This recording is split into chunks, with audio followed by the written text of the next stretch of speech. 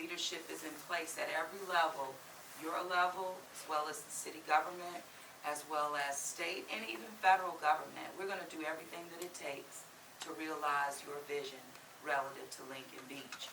And I also hope that you see the common thread here is that we, whether we think about or what we were able to do with Gordon Plaza, none of this was just because. It was because we knew that it was the right thing to do, and we had the courage and the conviction to get it done. And so even as it relates to other economic opportunities for New Orleans East, we're going to get it done. And so I'm just grateful.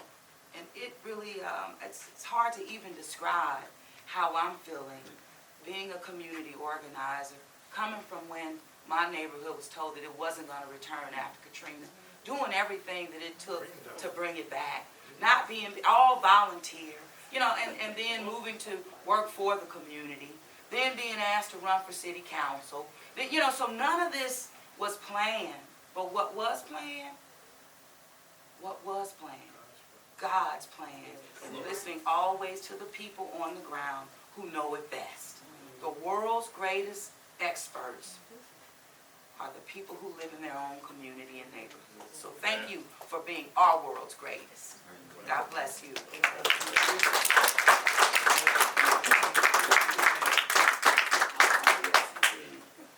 Yes, and I have this, but I'm framing it for sure. You got to sign it, though. You know it. Things just don't happen. People make them happen. So we appreciate everyone who's been a part of this process. And even kudos to our former Congressman, Cedric Richmond as well, and other leaders who've been a part of this. So we can't leave anybody behind. That's not what we do. So with that, John? Any questions? Yes. One question? Okay. When is the master plan expected to be unveiled or completed? So I know that we are wanting to start the process. I'm told this morning now the beginning of the second quarter of 2024. But I'm going to ask Josh, you want to speak to your thoughts about that? Sure. I mean, more to come, of course, dates and everything. And we're not going to get ahead of our skis, I would say. I mean, we don't want to say something that you kind of frame negatively about our process. So we're being very cautious, but very optimistic. But Josh, you want to speak to that? Of course. Yeah, so first of all, I just want to say we're not here to sort of unveil anything. This is a process where we're working with the community from day one. These types of projects take a long time to design, to plan, to permit, to build.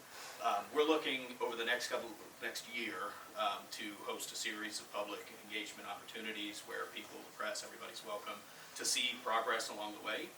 So you're going to start seeing stuff as early as the first quarter of next year in terms of ideas, constraints, sort of analysis that we're doing. Probably by the middle of next year, we're going to start talking about alternatives, getting feedback on those, and then working towards a final master plan, mid to third quarter of next year, and then moving into more detailed design and analysis. And so, this next year is really about design and planning, and then that will move us towards the construction phase. And is there still a limited opening plan just focused on public access and safety to go along, sort of parallel to this? Or? Right, you're talking about the quick open plan. So we're looking to have like a quick open plan, which addresses. We know that there's people that are, even though we've advised that it's not safe right now to be at Lincoln Beach, we know that there's people going there right now. So what we are looking to do is have a quick open plan, which would address like the immediate safety needs. So for example, that would include like having access through the tunnel, but then there would also be, as part of the master plan, there would be like a more elaborate with nicer restrooms. But there is a plan to do like a softer opening, which would have like access through the tunnel. So we're looking to have to start the permitting and to have those contracts. Those are the ones that we're referencing. Like those contracts would be out to bid in the second quarter of 2024. Well, one of the things that Sage Michael and I talked about early on that I was excited about is that even before the beach is completed, to have an open air market or cultural market, especially that focused on the history of the beach and its relationship to the African American and cultural community, So it's extremely important that the parking lot in that space continue to be clear and maintained so that artists and other folk can begin to set up there to pave the way. I think that's one of the most important things I know that Bliss and Sage and Red and many communities talked about, because folk are utilizing those spaces now, but to have that space cleared and clean and prepared actually not only gives folk hope that it's going to happen, but it gives an opportunity for commerce and for cultural exchange to actually start there before the beach is officially open. Yeah, and it also allows for adjacent property owners, you know, to activate their parcels as well. And that's what we mean by catalytic. That's starting. Once we know investments are being made, it's transformational. You'll start to see other spaces activated. So absolutely the open markets, anywhere that we can drum up commerce and activity, it's a good thing because it only paves the way for more. So it's like a tipping point. You know, you get it in every step, you see more and more vitality. That's what we want. And that's how it happens. Yeah. Thank you all. Thank you so much. One quick question. Okay, that's fine. In regards to Sage and Linda and who have worked so hard, they started this, their hard work. How will they be involved with each step of the progress of this project? The How would community. they fit? How would they Absolutely, fit? the community will be involved in every step of the process. And that includes those leaders who've been there from the very beginning. Yes. People will engage how they want to engage. And what I've learned, they will be engaged from start to finish. And that will be welcome every step of the way. I don't know any other way. Yeah. And I'm just saying that because that's been my way as a community leader and that led this city through grassroots recovery. That's who you have in your mayor. That's who you have in our team. And that's most importantly, what you have in New Orleans East. Well, pioneers are going to be memorialized. That's it. We still talk about George Washington, he ain't here though.